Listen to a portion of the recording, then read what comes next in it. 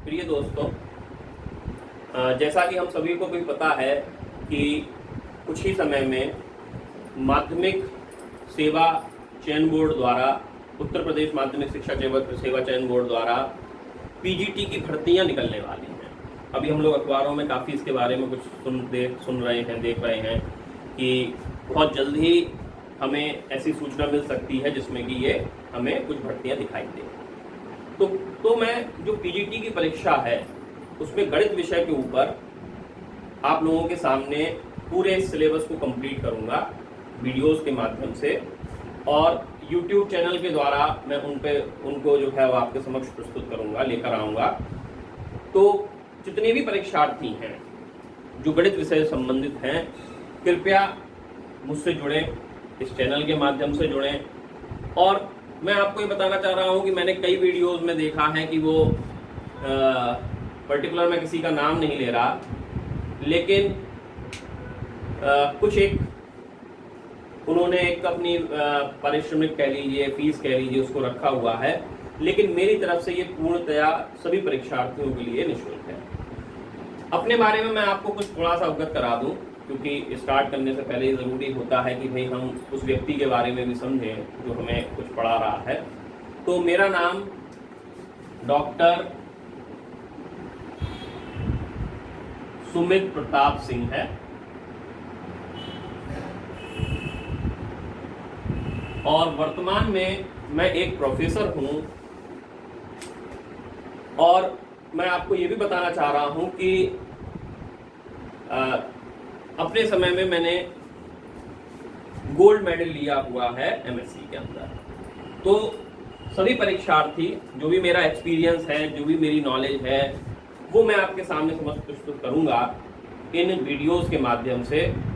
तो ज़्यादा से ज़्यादा आप लोग मुझसे जुड़े। हाँ, इतना ज़रूर मैं बोलूँगा कि जब भी आप मुझसे जुड़ रहे हो, ये वीडियोस देख रहे हो, तो डिस्क्रिप्शन बॉक्स में भी मैं अपने फ़ोन नंबर को मेंशन करूँगा वैसे तो, वरना मैं यहाँ पर भी एक बार लिख रहा हूँ शुरुआत में कि आप सभी लोग जो भी मुझसे जुड़ रहे हैं, कृपया व्हाट्सएप नंबर, जो कि मेरा ये व्हाट्सएप नंबर है 9713020891, इसके द्वारा अवश्य मुझसे जुड़े, जिससे कि एक हेल्दी इन्वायरमेंट क्रिएट किया जा सके क्वेश्चंस के आदान प्रदान का।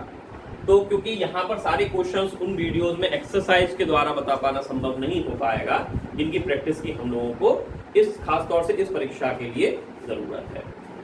मेरा प्रयास ये रहेगा कि ये परीक्षा केवल यूपी, अभी तो फिलहाल मैं इसी को फोकस करके कर रहा हूँ, लेकिन मैंने जो सिलेबस को देखा है, उसकी स्टडी करी है, बहुत सारे पिछले क्वेश्चंस के पैटर्न को समझा है, तो वहाँ से मुझे ये समझ में आया है कि सिलेबस लगभग जो भी हमारे, चाहे वो दिल्ली का ये जो बोर्ड है ये करा रहा हो, या अन्य किसी प्रदेश की जो परीक्षा हो इससे संबंधित वो करा रहा हो, लगभग सिलेबस एक जैसा रहता है। तो मैंने जो अध्ययन किया है इन सब चीज़ों का, उसके आधार पर मैं आप लोगों को ये सारी वीडियोस जो है धीरे धीरे बताऊंगा उनके बारे में, और आप समझने की कोशिश करिएगा।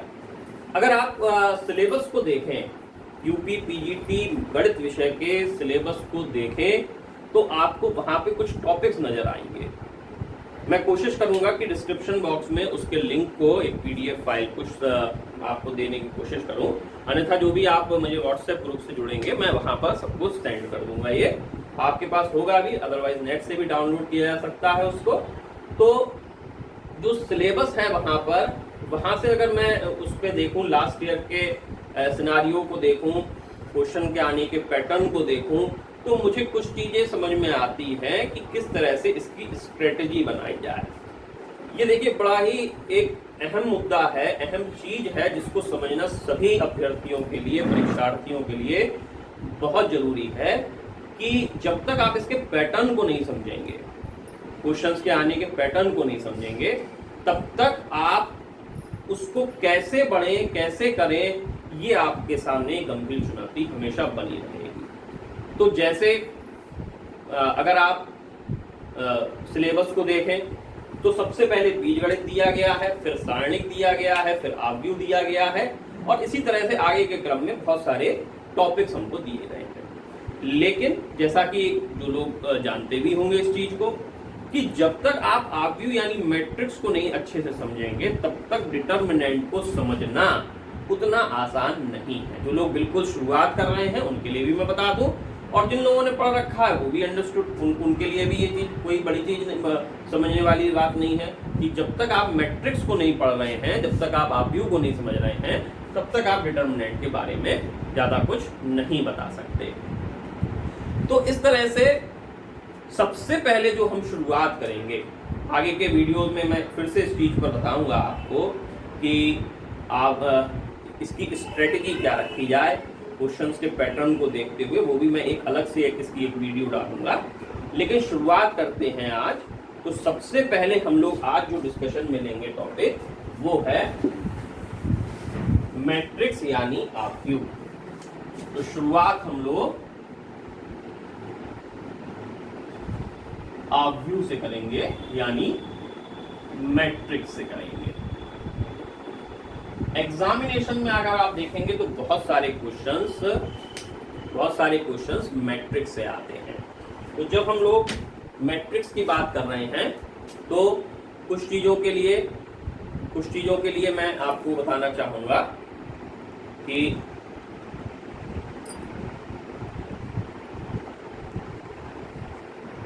देखिए, जब हम लोग मैट्रिक्स की बात करते हैं तो एक चीज बिल्कुल आपको समझना चाहिए, और आपने पढ़ा भी होगा, नहीं पढ़ा है कोई, मैं तो ये मान के चल रहा हूँ कि आप पहली बार ये चीजें पढ़ रहे हैं, आप बिल्कुल बिगिनिंग से शुरुआत कर रहे हैं, बहुत अच्छी बात है। तो जब आप आव्यूह की बात करते हैं तो देखिए, आव्यूह क्या होता है कि एक ये व्यवस्था है। आव्यूह का कोई अपना मान नहीं होता, कोई उसकी वैल्यू नहीं होती, लेकिन मैथमेटिक्स में ये बड़ा ही इंपॉर्टेंट टर्म है मैट्रिक्स। आज की डेट में बहुत सारे, आपने मैटलैब का नाम सुना होगा, तो मैटलैब जो है वो पूरा मैट्रिक्स का बेस्ड है। फिलहाल यूपी पीजीटी में इसकी जरूरत नहीं पड़ने वाली कि भाई मैटलैब में इसका क्या यूज है या क्या नहीं है, लेकिन फॉर योर पॉइंट इन्फॉर्मेशन मैं आपको ये बताना चाह रहा था कि मैट्रिक्स आज की डेट में या पहले से भी मैथमेटिक्स का बहुत इम्पॉर्टेंट टॉपिक रहा है। आव्यूह क्या होता है? एक व्यवस्था होती है चीजों को अरेंज करने की। जैसे आपने इसकी परिभाषा की अगर मैं बात करूं तो ये एक रेक्टेंगुलर एरे होता है जिसमें कुछ पंक्तियां और कुछ स्तंभ यानी रो और कुछ कॉलम होते हैं। तो बेसिकली हम किसी भी मैट्रिक्स को कैपिटल ए बी सी यानी जो अल्फाबेट्स हैं उनके द्वारा नोटेट करते हैं, और मैथमेटिकली जो टर्म हम लोग यूज करते हैं वो कुछ ऐसा लिखते हैं, ए आई जे। ए आई जे बेसिकली एक एलिमेंट है, या उसको जनरलाइज कर दिया हमने एलिमेंट के फॉर्म में। जैसे मैं एक एग्जांपल से बताऊंगा, तो मान लीजिए जैसे मैंने एक एग्जांपल सेट करा कि ए है 2 3 1 0 -1 8 मान लीजिए, तो ये अपने आप में एक मैट्रिक्स कहलाएगी जिसके हर एक एलिमेंट ये है 2 3, ये पहला एलिमेंट है, ये इस पोजीशन का एलिमेंट है, ये इस पोजीशन का, तो ये अपनी अपनी पोजीशंस पर कुछ एलिमेंट्स रखे हुए हैं। जैसे एक बड़ा सिंपल सा एग्जांपल मैं आपको दूं कि जब आप एग्जामिनेशन देने सेंटर पर जाते हैं, जहाँ आपने हर किसी ने एग्जाम दिया होगा, तो आगे एक चार्ट लगा होता है। उस चार्ट पे आप क्या करते हैं? अपना रोल नंबर देखते हैं, और रोल नंबर देख के आपको पता चल जाता है कि मुझे कहाँ बैठना है, किस रो किस कॉलम में जाके मुझे अपनी सीट को लेना है। तो ये बिल्कुल वैसा ही कुछ है। अब ये तो बात हो गई इसकी डेफिनेशन की। अब यहाँ पर अगर हम इसके ये देखें कि संख्या कितनी है, कितने एलिमेंट्स यहाँ पर आए हैं, तो अगर मैं इनको काउंट करूँ तो 1 2 3 4 5 6, इस मैट्रिक्स के अंदर कितने एलिमेंट हुए? 6 एलिमेंट हुए। फिर एक चीज मैं बताना चाहूंगा कि अगर मैं आपसे कहूं कि ये रो है, पहली रो है, इसको कहेंगे हम फर्स्ट रो, मैं यहाँ पर मेंशन कर देता हूँ फर्स्ट रो, यहाँ पर इसको मेंशन करता हूँ मैं सेकंड रो, इसी तरह से ये फर्स्ट कॉलम, ये सेकंड कॉलम और ये थर्ड कॉलम। तो आपको पता चल गया कि इस मैट्रिक्स के अंदर भाई 2 रो है और 3 कॉलम है, यानी 2 पंक्ति है 3 स्तंभ है। तो जो भी इस तरह की मैट्रिक्स है उसमें डेफिनेशन में कहा गया, ये बताया गया कि एक वर्ड यूज करा गया, order of a matrix, order of matrix. तो मान लीजिए किसी मैट्रिक्स में टोटल नंबर ऑफ रो जो हैं वो है एम फॉर महाराष्ट्र। इसी तरह से एन कॉलम है, मान लीजिए एन फॉर नागपुर। तो ऐसी मैट्रिक्स में जिसमें एम रो और एन कॉलम हैं, वहां पर उसकी संख्या यानी उसका ऑर्डर m बाई n से दिया जाएगा। तो यहां पर जब भी ऐसा सिंबल आ रहा है तो उसका मतलब है इस मैट्रिक्स में m नंबर ऑफ रो होंगे और n नंबर ऑफ कॉलम होंगे। जैसे अगर मैं इसी मैट्रिक्स पर वापस जाऊं जो मैंने ऊपर एग्जांपल लिया हुआ है, तो 2 रो मैं यहां पर लिख दूंगा और 3 कॉलम यहां पर लिख दूंगा। और आपकी जानकारी के लिए अगर 2 इंटू 3 की बात की जाए जो कि 6 होता है, तो टोटल नंबर ऑफ एलिमेंट्स भी कितने हैं? 6 हैं। तो इस तरह से अगर मैं टोटल नंबर ऑफ एलिमेंट्स की बात करूं, टोटल नंबर ऑफ एलिमेंट्स यानी कुल एलिमेंट्स की संख्या कितनी होगी? m इंटू n यानी mn होगी। तो ये चीज हमें याद रखनी है कि जो मैट्रिक्स का ऑर्डर होता है उसका गुणनफल यानी m क्रॉस n, उसका प्रोडक्ट जो है वो उसकी टोटल उस मैट्रिक्स के अंदर पाए जाने वाले एलिमेंट्स की संख्या को बताता है। तो ये बात हो गई हमारे डेफिनेशन की और उसके ऑर्डर की। अब हम नेक्स्ट पर मूव करेंगे। यहाँ पर एक चीज मैं और थोड़ा सा आपको बता दूं कि जो हम एलिमेंट्स ले रहे हैं यहाँ पर, ये देखिए सब कैसे है? रियल नंबर्स हैं। तो ऐसा बिल्कुल जरूरी नहीं है कि जो आप एलिमेंट्स लें वो, या कहीं आपको ऐसी मैट्रिक्स दिख रही हो जो रियली हो हर बार, नहीं, ऐसा जरूरी नहीं है। मैट्रिक्स का फॉर्म कॉम्प्लेक्स नंबर भी लिया हो सकता है। तो एलिमेंट रियल भी हो सकते हैं और कॉम्प्लेक्स भी हो सकते हैं। जैसे अगर मैं इसकी बात करूं 2 + i -i 1 और 3i, तो this is also a matrix, लेकिन इसके एलिमेंट्स कॉम्प्लेक्स भी हैं और एक एलिमेंट रियल भी है। तो एलिमेंट्स रियल भी हो सकते हैं और कॉम्प्लेक्स भी हो सकते हैं। अब जैसे मैं आपके लिए कुछ मैं अगर मैं समझाने के बाद से कहूं कि मान लीजिए एक मैट्रिक्स है A, एक मैट्रिक्स है A और इसका ऑर्डर जो है वो 8 है। क्वेश्चन आया कि एक मैट्रिक्स A है और उसका ऑर्डर 8 है, तो क्या क्या संभावनाएं हो सकती हैं, क्या क्या पॉसिबिलिटी हो सकती हैं इसके ऑर्डर के होने की, तो बता सकते हैं कोई? ऑर्डर की क्या क्या पॉसिबिलिटी हो सकती है? जैसे अगर आप ऑर्डर की बात कर रहे थे तो अभी मैंने जस्ट अभी आपको एक्सप्लेन किया है कि किसी मैट्रिक्स का ऑर्डर m बाई n से नोटेट होता है, बाई n से होता है, और इसके अंदर पाए जाने वाले एलिमेंट्स की संख्या कितनी होती है? mn होती है। तो अभी हमें ये दिया गया है, mn कितना दिया गया है? 8। मतलब मुझे ऐसा कॉम्बिनेशन बनाना है कि जिन दो नंबर का प्रोडक्ट 8 हो, उसकी क्या क्या संभावनाएं हैं? ये हो सकता है कि भाई 1 इंटू 8 हो, और क्या संभावना हो सकती है? 8 इंटू 1 हो सकती है। नेक्स्ट क्या हो सकता है? बिल्कुल सही कहा आप लोगों ने, 2 इंटू 4 हो सकता है। और क्या हो सकता है? 4 इंटू 2 हो सकता है। बिल्कुल। तो सभी लोगों ने सही जवाब दिया कि हालांकि यहाँ पर कोई है नहीं, मैं अकेले वीडियो बना रहा हूं, लेकिन फिर भी वर्चुअल फीलिंग से मुझे समझ में आ गया कि आप सभी ने इसके सही जवाब दिए होंगे। तो टोटल 4 संभावनाएं बन रही हैं 8 किसी मैट्रिक्स जिसका ऑर्डर 8 है उसके लिए। यानी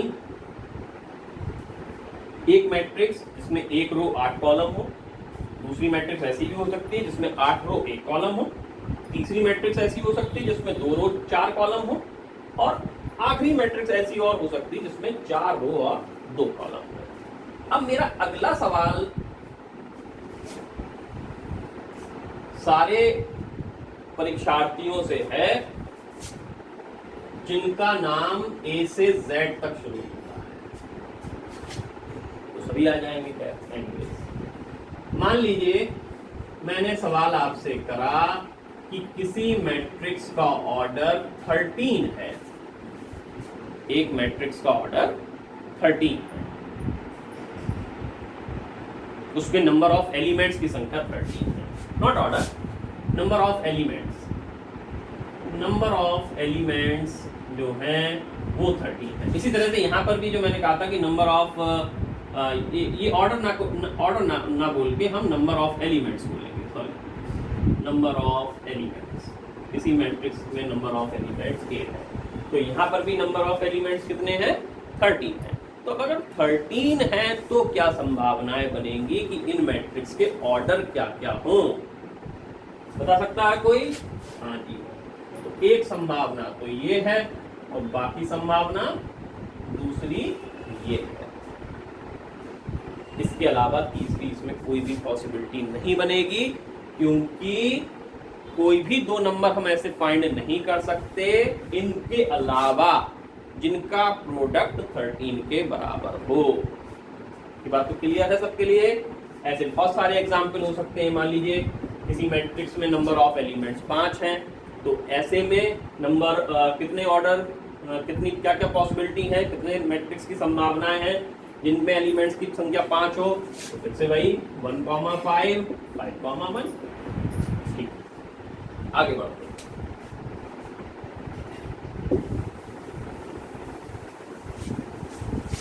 होप सो ये वाला पॉइंट आप लोगों के लिए क्लियर हो गया होगा।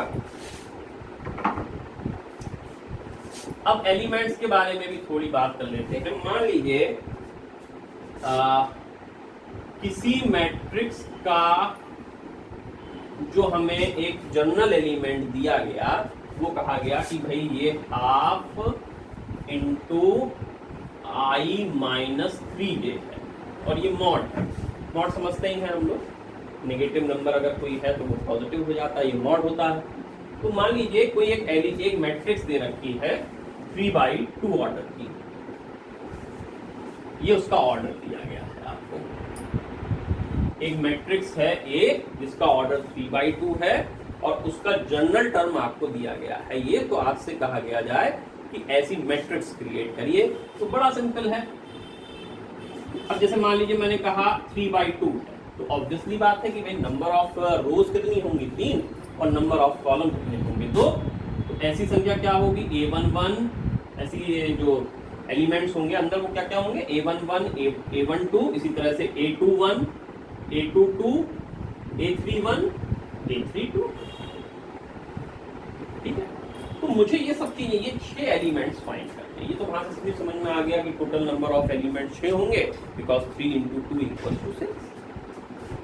Now move to what is the value of A11। A11 की वैल्यू क्या होगी? तो उसके लिए हाफ, ये I है, ये J है, फॉर्मूले में रख दीजिए।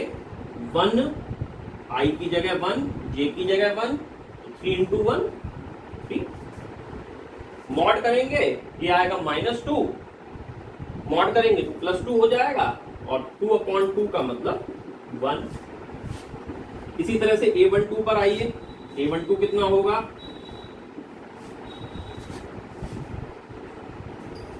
I की जगह 1 रखूंगा मैं और J की जगह 2 रखूंगा, तो 3 into 2 6, -5 आया। -5 का मॉड +5, 5/2। Very good. इसी तरह से इसी क्रम में हम A21, A22, A31, A32 भी निकाल सकते हैं, और ये क्वेश्चन हमारा इस तरह से सॉल्व हो जाएगा। इसको आप लोग पूरा कंप्लीट करिएगा और वापस इसमें रखिएगा। ठीक है, आगे हम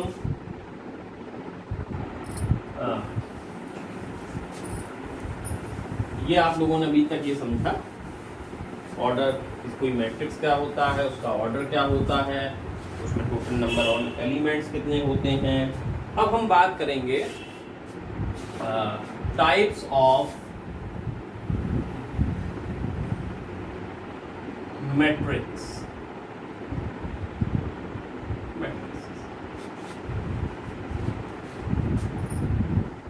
अगर हम मैट्रिक्स के प्रकार यानी उसके टाइप्स के बारे में बात करें तो सबसे पहले नंबर 1 रो मैट्रिक्स।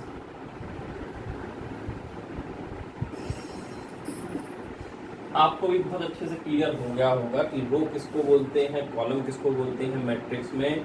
तो समझ लीजिए रो मैट्रिक्स क्या होगी। ऐसी मैट्रिक्स जिसमें केवल एक रो हो, सिर्फ एक रो। कॉलम कितने भी हो doesn't matter, but number of row कितने हो, सिर्फ एक। यानी अगर हम m बाई n यानी m हमारा नंबर ऑफ रो था, n नंबर ऑफ कॉलम था, तो स्ट्रिक्टली m कितना होना चाहिए, 1 होना चाहिए। तो any matrix of order 1 by n is said to be row matrix. जैसे अगर मैं एक एग्जांपल सेट करूं यहां पर, तो मान लीजिए 3 4 6 -1 0, ये मैट्रिक्स ली मैंने। देखिए 1 2 3 4 5, तो कॉलम तो 5 है लेकिन रो कितनी है, 1 है। तो इसका ऑर्डर वैसे मैं क्या लिखूंगा, 1:5, 1 क्रॉस 5, 1 क्रॉस 5, यानी कि नंबर ऑफ रो 1 है, नंबर ऑफ कॉलम 5 है। ठीक है। उसके बाद कॉलम मैट्रिक्स पर आए अगर इसी तरीके से, तो आप सबको क्लियर हो गया होगा कि कॉलम मैट्रिक्स किसको बोलेंगे। केवल कॉलम दिखना चाहिए, मतलब कॉलम 1 हो यानी n कितना हो, 1 हो, m कितना हो, कितना भी हो सकता है। तो इसके लिए हम क्या कहेंगे भाई, कौन सी मैट्रिक्स कॉलम मैट्रिक्स कहलाएंगी, जो ऑर्डर m/1 की हो। m कोई भी पॉजिटिव इंटीजर हो सकता है, जैसे 0 1 3 5, ये वाली मैट्रिक्स। तो रो की संख्या कितनी है, 4, और कॉलम कितना है, 1। तो ये अपने आप में कैसी मैट्रिक्स कहलाएगी, कॉलम मैट्रिक्स कहलाएगी। तो एक हो गया रो मैट्रिक्स, एक हो गया कॉलम मैट्रिक्स। उसके बाद देखिए अगर हम तीसरी मैट्रिक्स की बात करें तो उसको हम नाम देंगे हॉरिजॉन्टल मैट्रिक्स। हॉरिजॉन्टल मैट्रिक्स, जैसा कि नाम से लग रहा है कि ये मैट्रिक्स कुछ हॉरिजॉन्टल दिख रही होगी, मतलब ऐसा कुछ। जैसे मैंने ये कहा 3 2 1 0 -1 0 2 4, एग्जाम्पल समझाता हूँ ये मैट्रिक्स को। तो आप देख रहे होंगे कि ये हॉरिजॉन्टल मैट्रिक्स इसको क्यों कह रहे हैं, क्योंकि ये हॉरिजॉन्टली दिख रही है, ऐसा दिख रहा है, लंबी लंबी में ज़्यादा, ऐसे इस तरह की पोजीशन में ज़्यादा दिख रही है। तो इसका मतलब ये हुआ कि जब इससे अगर मैं आपसे कहूँ कि इसका ऑर्डर क्या है, तो आप कहेंगे भाई 2 तो इसमें रो हैं और कॉलम कितने हैं, 4। इसका मतलब हो गया ऐसी सारी मैट्रिक्स जिसमें रो की संख्या कॉलम से कम हो, वो मैट्रिक्स कैसी कहलाएंगी, हॉरिजॉन्टल मैट्रिक्स। यानी अब आप सब लोग लिख सकते हैं कि m और n के बीच में रिलेशन क्या हो, m should be less than n, m की वैल्यू n से छोटी हो। ऐसी सारी मैट्रिक्स क्या कहलाएंगी, हॉरिजॉन्टल मैट्रिक्स कहलाएंगी। ये एग्जांपल हो गया इसका। फिर इसी तरह से अगर वर्टिकल मैट्रिक्स की बात की जाए, ये भी आपको एक पहले एग्जांपल में दे रहा हूं। मान लीजिए ये कोई मैट्रिक्स A है, 3 0 1 2 5 0 4 0। इसका ऑर्डर आपसे पूछा जाए तो क्या है, तो आप कहेंगे कि भाई 4:2 है, रो की संख्या 4, कॉलम की संख्या 2। तो इसका मतलब क्या है कि ये वर्टिकल कुछ दिख रहा है ना आकार में, इसलिए इसका नाम दे दिया वर्टिकल मैट्रिक्स। मतलब अगर number of row number of column से ज्यादा हैं, यानी if m greater than n, then such type of matrix is known as vertical matrix. तो इस तरह से इस टाइप की जो मैट्रिक्स होती हैं वो वर्टिकल मैट्रिक्स कहलाती हैं। क्या हो जाए जब m n के बराबर हो जाए, क्या होगा सबको पता है, ये मैट्रिक्स क्या कहलाती हैं, स्क्वायर मैट्रिक्स। और आपको मैं बता दूं कि जितने भी कॉम्पिटिटिव एग्जाम हैं 99% अगर मैट्रिक्स का यूज होता है तो वो सब स्क्वायर मैट्रिक्स होती हैं, क्योंकि सारी प्रॉपर्टीज ज्यादातर स्क्वायर मैट्रिक्स पर बनी है। स्क्वायर मैट्रिक्स, तो स्क्वायर मैट्रिक्स क्या होती हैं कि यदि total number of row total number of columns के बराबर हैं तो ऐसी सारी मैट्रिक्स क्या कहलाएंगी, स्क्वायर मैट्रिक्स कहलाएंगी। जैसे अगर मैं 3x3 का एक सेट ले लूं, कोई सा भी, देखिए ये अपने आप में एक स्क्वायर मैट्रिक्स होगी। अब यहाँ पर स्क्वायर मैट्रिक्स के भी अपने प्रकार चलते हैं, टाइप्स चलते हैं। तो मैं या तो ये कह सकता हूँ कि टाइप्स ऑफ स्क्वायर मैट्रिक्स, या वो अपने आप में भी मैट्रिक्स ही हैं, तो मैं उसको अलग से इसको टाइप्स ऑफ स्क्वायर मैट्रिक्स ना करके टाइप्स ऑफ मैट्रिक्स में चलने दे रहा हूँ। तो स्क्वायर मैट्रिक्स के बाद नेक्स्ट हम आते हैं, अगली मैट्रिक्स के बारे में कहें तो वो क्या कहलाएगा, डायगोनल मैट्रिक्स।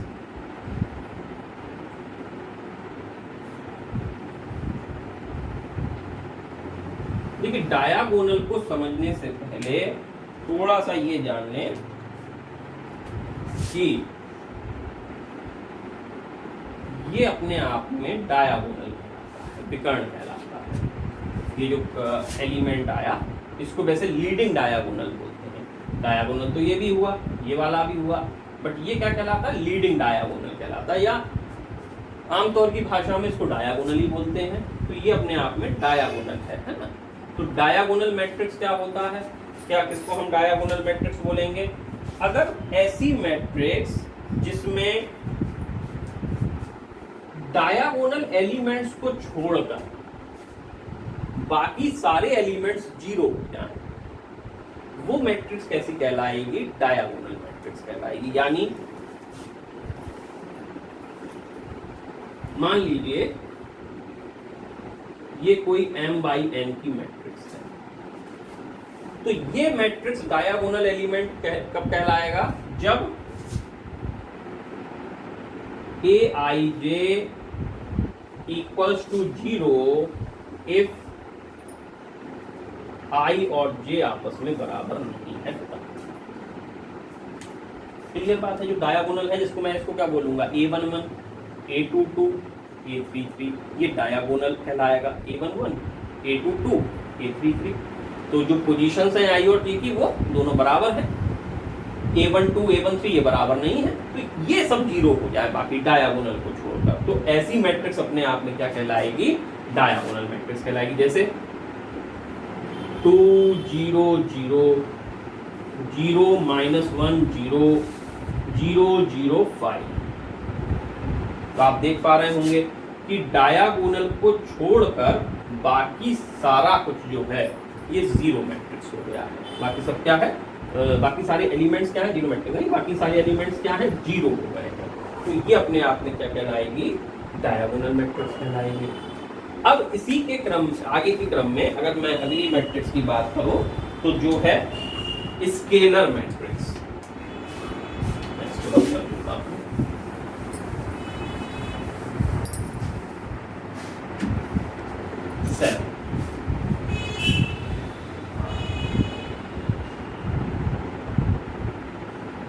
Scalar matrix.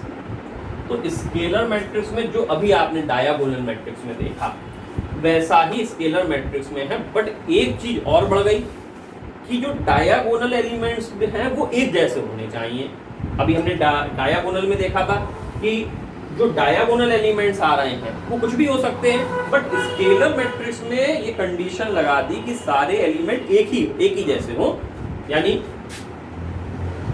कि कोई मैट्रिक्स A इसको मैं जनरली इस तरह से लिख रहा हूं, ये स्केलर मैट्रिक्स कहलाएगी कब, जब ये तो हुई कि जब i और j बराबर नहीं है तो वो aij 0 हो, लेकिन ये हो जब i और j बराबर हो।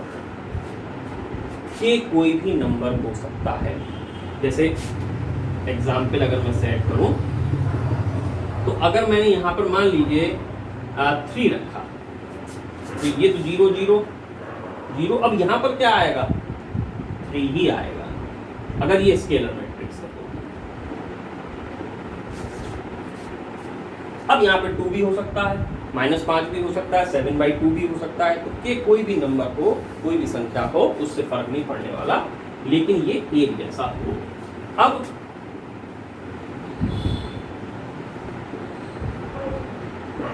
आइडेंटिटी मैट्रिक्स, ये सबको पता है। इसमें क्या करा गया कि जो अभी कंडीशन है ऊपर वाली, देखिए इसमें अगर मैं k को 1 कर दूं तो ये आइडेंटिटी मैट्रिक्स में कन्वर्ट हो जाएगी।